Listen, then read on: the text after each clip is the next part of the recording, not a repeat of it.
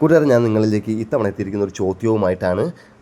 എന്നാൽ ഒരിക്കലും ഒരു ഉത്തരം കൊണ്ട് മാത്രം പൂർണ്ണമാവാത്ത ഒരു ചോദ്യമാണ് ഞാൻ നിങ്ങളിലേക്ക് ചോദിക്കാൻ പോകുന്നത്. നിങ്ങൾക്ക് നിങ്ങളുടെ ഉത്തരങ്ങൾ കമൻ്റായിട്ട് ഇവിടെ രേഖപ്പെടുത്താവുന്നതാണ്. ഇടയ്ക്ക് ഞാൻ ഒരു സ്വാമിജിയുടെ വീഡിയോ കാണാനിടയുണ്ടായി. അദ്ദേഹം ചോദിക്കുന്ന ചില ചോദ്യങ്ങളാണ് ഞാൻ നിങ്ങളിലേക്ക് എത്തിക്കുന്നത്. അതിനുള്ള എൻ്റെ ഉത്തരങ്ങളുമാണ് ഞാൻ നിങ്ങളിലേക്ക് എത്തിക്കുന്നത്.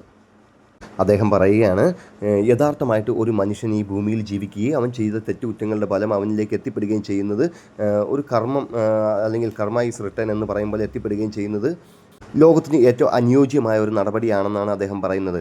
ഇതിനെ ഞാൻ അനുകൂലിക്കുകയാണ്. ശേഷം അദ്ദേഹം പറയുകയാണ്, ഇനി മനുഷ്യൻ മറ്റൊരു ജന്മം എടുത്തുകൊണ്ട് ഈ ജന്മത്തിൽ തീർക്കാൻ പറ്റാതെ പോയ മുൻ ജന്മത്തിൻ്റെ കർമ്മഫലങ്ങളെല്ലാം മറ്റൊരു ജന്മത്തിൽ തീർച്ചയായിട്ടും അനുഭവിച്ച് തീർക്കേണ്ടതായിട്ടുണ്ട് എന്ന് അദ്ദേഹം പറയുകയാണ്. ഈ ഒരു പ്രസ്താവനയെ ഞാൻ അംഗീകരിക്കുന്നില്ല. എന്തുകൊണ്ട് ഈ ഭൂമിയിൽ തന്നെ ഒരു പുനർജന്മമുണ്ട് എന്ന കാര്യത്തെ ഞാൻ അംഗീകരിക്കുന്നില്ല എന്ന കാര്യം കൂടെ ഞാൻ നിങ്ങൾക്ക് വ്യക്തമാക്കി തരികയാണ്.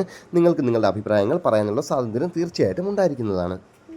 അങ്ങനെയൊന്നും ഉണ്ടായിരുന്നെങ്കിൽ ഇതിനു മുമ്പ് നമ്മൾ ജനിച്ചിരിക്കാനുള്ള സാധ്യത വളരെ കൂടുതലാണല്ലോ അല്ലേ? സാധാരണക്കാരായ നമുക്കെല്ലാവർക്കും നമ്മൾ മുമ്പ് ആരായിരുന്നു പോലും അറിയത്തില്ല. ആ ജന്മത്തിൽ നമ്മൾ ആരായിരുന്നു പോലും അറിയാത്തൊരു ജന്മത്തിൽ നമ്മൾ കാണിച്ചു കൂട്ടിയ തെറ്റുകുറ്റങ്ങളുടെ ഫലമാണോ നമ്മളിപ്പോൾ അനുഭവിച്ചുകൊണ്ടിരിക്കുന്നത്? അത് ന്യായമാണോ? നിങ്ങൾക്ക് തോന്നുന്നുണ്ടോ അത് ന്യായമാണെന്ന്? ഒരു കൊച്ചുകുട്ടി കരയുന്നത് കാരണമായിട്ട് ആ കൊച്ചുകുട്ടിയെ നമ്മൾ പ്രഹരിക്കുകയാണെന്നുണ്ടെങ്കിൽ എന്ത് സംഭവിക്കുമെന്നറിയാമോ? ആ കുട്ടി വീണ്ടും വീണ്ടും ഉച്ചത്തിൽ കരയുന്നതായിരിക്കും. കാരണം എന്തിനാണ് നമ്മൾ അതിനെ തല്ലിയത് എന്ന് പോലും അതിന് മനസ്സിലാക്കാനുള്ള പ്രാപ്തി ആയിട്ടില്ല എങ്കിൽ അതിന് നമ്മൾ തല്ലിയുകൊണ്ട് എന്തർത്ഥമാണ് പിന്നെ ഉണ്ടാകുന്നത്?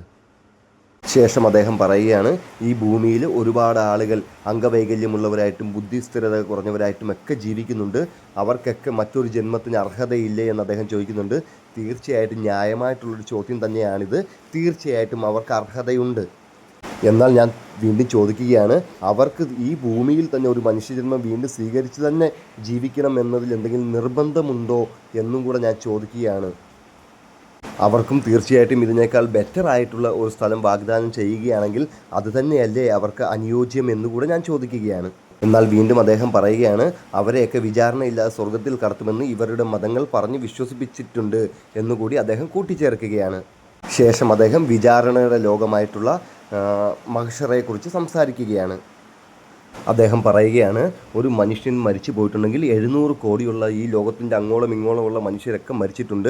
അവർക്കൊക്കെ ലോകാവസാനത്തിന് ശേഷമാണ് വിചാരണയെങ്കിൽ ഇത്രയും സമയം അവരവിടെ കാത്തു നിൽക്കേണ്ടതായിട്ട് വരില്ലേ എന്ന് ചോദിക്കുകയാണ്. നിങ്ങളോട് ചോദിക്കുകയാണ്, നമ്മളൊക്കെ ജനിക്കുന്നതിന് മുമ്പ് അനേകായിരം വർഷങ്ങൾ കടന്നു വന്നില്ലേ ഈ പ്രപഞ്ചമുണ്ടായിട്ട്? അപ്പോൾ ഉള്ള സമയത്തെക്കുറിച്ച് നമുക്ക് ഇതുവരെയെങ്കിലും ബാധകമായിട്ട് തോന്നിയിട്ടുണ്ടോ? ഒരിക്കലും ഇല്ലല്ലേ. നമ്മൾ ജനിച്ചതിന് ശേഷമുള്ള സമയം മാത്രമാണ് നമുക്ക് ബാധകമായി മാറിയിട്ടുള്ളത്. അതായത് ആത്മാവ് ശരീരത്തിലുള്ളപ്പോൾ മാത്രമാണ് നമുക്ക് സമയത്തിൻ്റെ ദൈർഘ്യം ബാധകമാകുന്നത്. എന്നാൽ നമുക്ക് ഈ പ്രപഞ്ചത്തിൽ അറിയാം, സമയത്തിന് നമുക്ക് പിന്നോട്ടോ മുന്നോട്ടോ സഞ്ചരിക്കണമെങ്കിൽ എന്ത് വേണം? നമ്മൾ പ്രകാശത്തിൻ്റെ വേഗതയെ മറികടക്കേണ്ടതായിട്ടുണ്ട്. എന്നാൽ ആൽബർട്ട് ഐൻസ്റ്റീൻ പോലെയുള്ള ശാസ്ത്രജ്ഞന്മാരൊക്കെ പറഞ്ഞിട്ടുണ്ട്, മാസുള്ള ഒരു വസ്തുവിനും പ്രകാശത്തേക്കാൾ വേഗതയിൽ സഞ്ചരിക്കാൻ സാധ്യമാകില്ല എന്നുള്ളത്. നമ്മുടെ ആത്മാവ് ശരീരത്തിലുള്ളപ്പോൾ ശരീരത്തിന് മാസ് ഉണ്ടാവുകയാണ്. എന്നാൽ ആത്മാവ് ശരീരത്തെ വിട്ട് കഴിയുമ്പോൾ ആത്മാവിന് മാസ് ഇല്ലാതാവുകയുമാണ്. അങ്ങനെ ഈ ആത്മാവിന് സമയം ബാധകമല്ലാതായി മാറുകയാണ്. ഇതിന് മുമ്പുള്ള സമയത്ത് നമുക്ക് ബാധകമല്ലായിരുന്നുവെങ്കിൽ നമുക്കിതിന് ശേഷമുള്ള സമയം യാതൊരു കാരണവശാലും ബാധകമായിരിക്കുകയില്ല. അതുകൊണ്ട് തന്നെ ഖുർആൻ വരെ വ്യക്തമാക്കുന്നുണ്ട്, ഒരാൾ മരണപ്പെട്ട് കഴിഞ്ഞാൽ അയാളുടെ ലോകാവസാനമായി കഴിഞ്ഞുവെന്ന്. അവർ സുഖമായിട്ടുള്ള നിദ്രയ്ക്ക് തുല്യമായിട്ടുള്ള മറ്റൊരവസ്ഥയിലായിരിക്കുമെന്നും വ്യക്തമാക്കുന്നുണ്ട്. ശേഷം അദ്ദേഹം ചോദിക്കുകയാണ്, 700 കോടിയോളം വരുന്ന മനുഷ്യരെയൊക്കെ ഒരു ദൈവം തന്നെ വിചാരണ ചെയ്യുകയാണെങ്കിൽ എത്രത്തോളം സമയം പിന്നും ബാധകമാകുമെന്ന് അദ്ദേഹത്തെ വീണ്ടും സമയത്തെ കൂട്ടുപിടിക്കുകയാണ്. ഞാൻ നിങ്ങൾക്കൊരു ചെറിയ ഉദാഹരണം പറയട്ടെ.